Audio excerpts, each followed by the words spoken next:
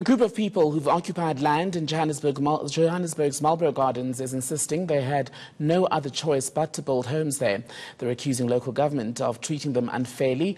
This comes as residents are raising concerns over land invasions and illegal electricity connections. eNCA's Janke Tolmay has been following the story. Janke is live for us in the newsroom. Janke, we finally have word from these people who've built structures on what was a vacant piece of land. What more are they telling you? Well, today we actually had the opportunity to go back to the area. Yesterday we only spoke to some residents who raised their concerns over these land invasions. But today we actually went into the community where they were actually busy building these houses. And it's not shacks, it's bricks and cement that they are actually using to build their houses. And what they are saying is they've been waiting too long for RDP houses. They went to identify a piece of land that is that's owned by the city of Johannesburg. And that's why they felt that they could move in here and actually build houses, not just shacks. And they said that then the city of Johannesburg, they're actually saving their money because they're building their own houses, and then the city can come afterwards and then supply them with services like water and electricity. That is their argument. But what the city is saying is the fact that this land is on a flood line and it's close to the eNCA River. So according to the city, they're not allowed to build there because it's not safe. What the community is saying is that they've left enough space between the river and where they are building their houses. And also, if you look on the other side of the eNCA River, this group says that there are actually houses that are allowed to be there close to the river. So they believe that they're actually doing government a favor. They went in to identify land that is owned by the city itself, and they went in and they believe that they can build these houses because they have no other place to go. I want to pick up on the issue of the flood line, which the city of Johannesburg is now citing as the reason why these people should not be building there. It hasn't stopped people in areas such as Alexandra, for example, which also has a section of it which goes onto the eNCA riverbed from building. Knowing this, what has the city of Johannesburg done to restrict people building homes in such a dangerous area?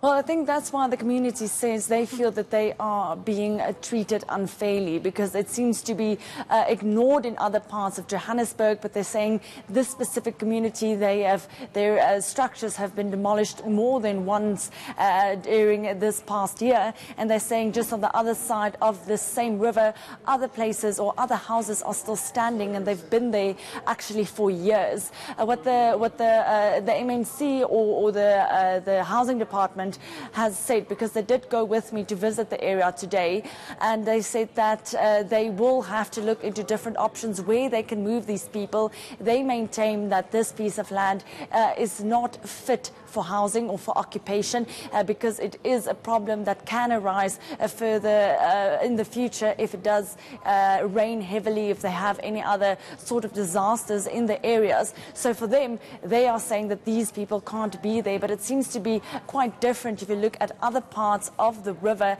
and why those people are not being restricted to build there. But what the city is saying is that they are going to get the different departments together to look into this issue, saying it's not just the housing department's issue, it's also they need the help of development planning and the environmental department also to come on board to see what they can do in order to provide housing for these people, but also to ensure that wherever they are allowed to occupy, that they are safe.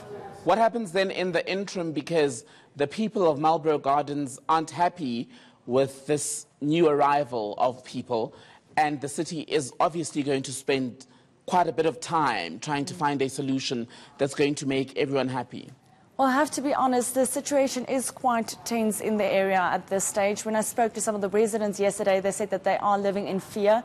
They said that they were intimidated the last time that the structures were demolished because some of these groups accused them of calling the police.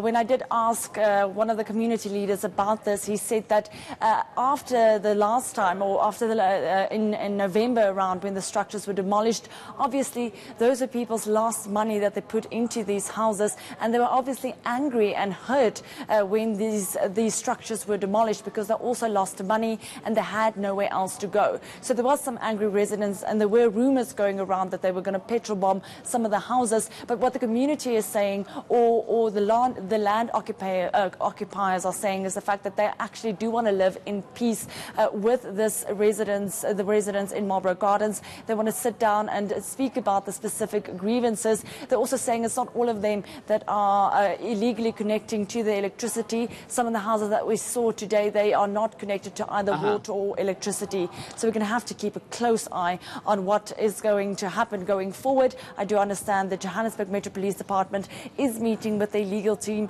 to decide on a way forward, which could mean more demolitions in the future. Janke Tolmay, thank you.